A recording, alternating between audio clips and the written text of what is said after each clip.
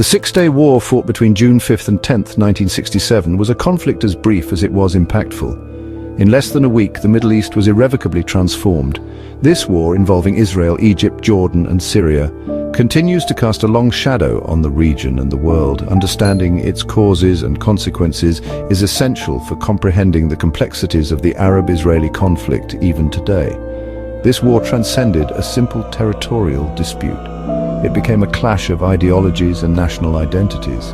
The echoes of this conflict, with its dramatic military maneuvers and political upheavals, still resonate in the halls of power and the streets of the Middle East. The Six-Day War was a watershed moment, marking a turning point in the history of the Middle East. Its legacy is one of profound change, shaping the geopolitical landscape and influencing the destinies of millions. The war's impact continues to be felt today, underscoring its enduring significance in the annals of modern history.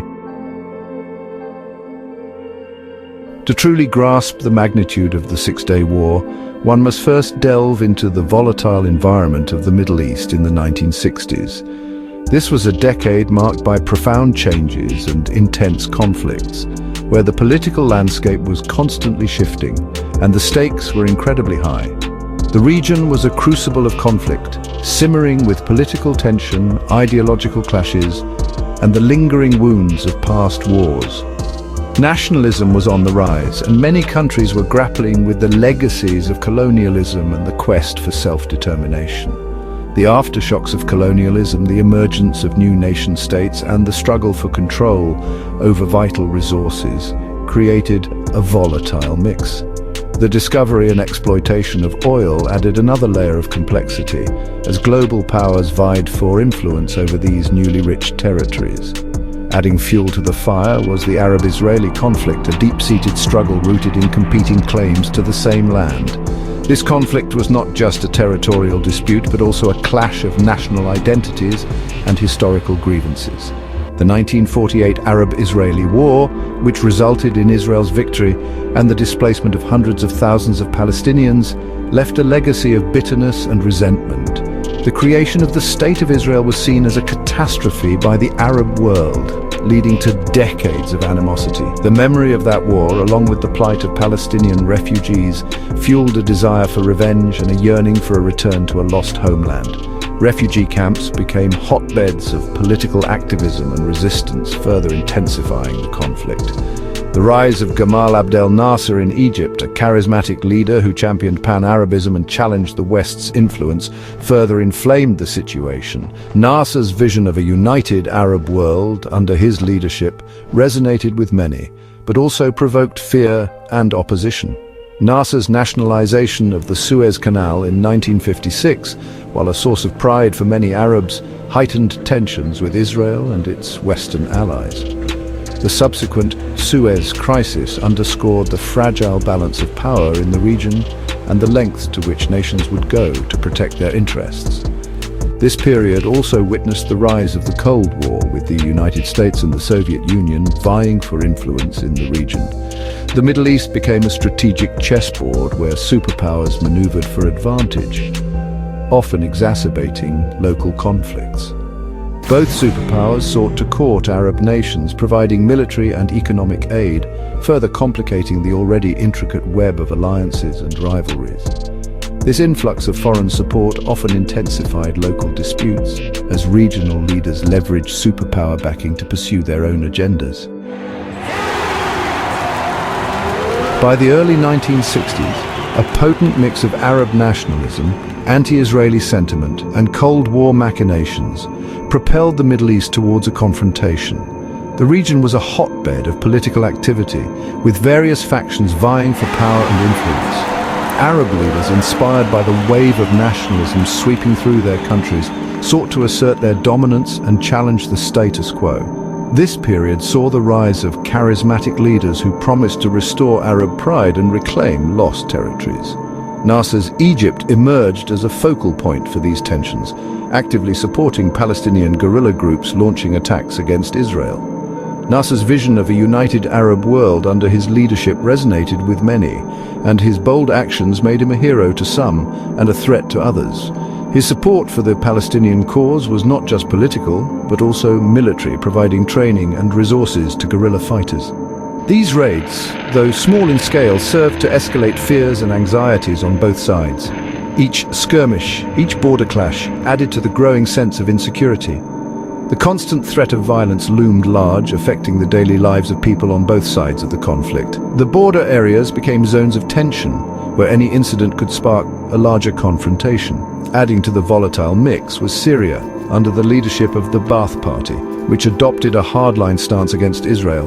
The Ba'athists, with their revolutionary zeal, were determined to challenge Israeli presence and influence in the region. Their rhetoric was matched by actions as they mobilized their military and engaged in provocative maneuvers. Syria's shelling of Israeli settlements from the Golan Heights, a strategic plateau overlooking northern Israel, further inflamed the situation. The Golan Heights, with its elevated position, provided a vantage point for artillery attacks, making it a critical and contested area. The shelling not only caused physical damage, but also heightened the psychological pressure on Israeli communities living in the shadow of this threat. In May 1967, Nasser made a fateful decision. He ordered the closure of the Straits of Tiran to Israeli shipping, effectively imposing a blockade on the port of Eilat. This move was a bold gamble, aimed at asserting Egyptian control over the vital maritime route. The closure of the straits was a direct challenge to Israel's economic and strategic interests, and it was perceived as an act of aggression. This move, seen by Israel as an act of war, proved to be a critical turning point, pushing the region closer to the brink. The Israeli government, faced with the blockade, began to prepare for a possible military response. The tension in the region reached a fever pitch, with both sides bracing for a potential conflict that seemed increasingly inevitable. The situation was further aggravated by the miscalculations and misinterpretations of intelligence on both sides. In the fog of war, both Israeli and Arab leaders struggled to make sense of the rapidly changing dynamics. Intelligence reports were often conflicting, and the lack of clear communication led to decisions based on incomplete or inaccurate information. False information and exaggerated threats created an atmosphere of paranoia and suspicion, making a peaceful resolution increasingly elusive. The Cold War context added another layer of complexity as global superpowers had their own interests and agendas in the region. Diplomatic efforts were overshadowed by the looming threat of military action, and the window for negotiation was rapidly closing.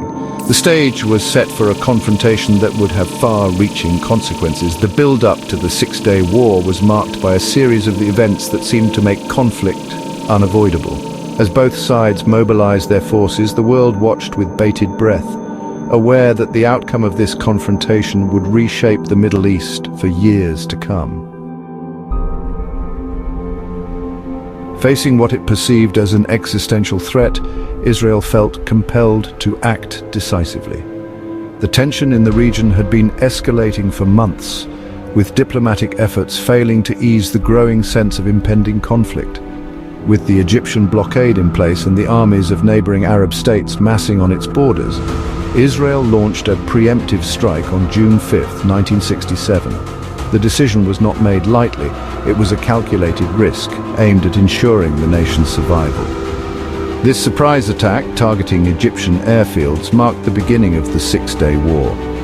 The operation was meticulously planned, with Israeli intelligence gathering crucial information on the locations and vulnerabilities of enemy airfields. The Israeli Air Force, utilizing meticulous planning and skilled pilots, executed a daring and highly effective operation. Pilots had trained rigorously for this moment, knowing that the success of their mission could determine the fate of their country. Within hours, they had decimated the Egyptian Air Force, crippling Egypt's ability to wage war. The destruction was so thorough that it left the Egyptian military in disarray, unable to mount a coordinated response. This bold move, known as Operation Focus, caught the Arab nations completely off guard and shifted the balance of power dramatically. The element of surprise was key, and Israel's ability to keep their plans secret until the last moment was a testament to their strategic acumen. The success of the Israeli airstrike was crucial in determining the early course of the war. It not only neutralized a significant threat, but also boosted the morale of Israeli forces, who now had a clear path to advance. It gave Israel air superiority, a decisive advantage in the battles to come. With control of the skies, Israeli ground forces could move with greater confidence and effectiveness, knowing they had the support of their air force. The swiftness and precision of the attack stunned the world and set the stage for a lightning campaign that would reshape the map of the Middle East. International observers were left in awe of the speed and efficiency with which Israel executed its military strategy. The preemptive strike, a calculated gamble by Israel, had paid off, but it also ignited a wider conflict, drawing Jordan and Syria directly into the war. The conflict quickly expanded, with new fronts opening up and the stakes growing ever higher. The following 6 days would be marked by intense fighting, dramatic territorial gains for Israel, and a profound shift in the regional balance of power. The rapid changes on the ground would have lasting implications, not just for the countries involved, but for the entire Middle East.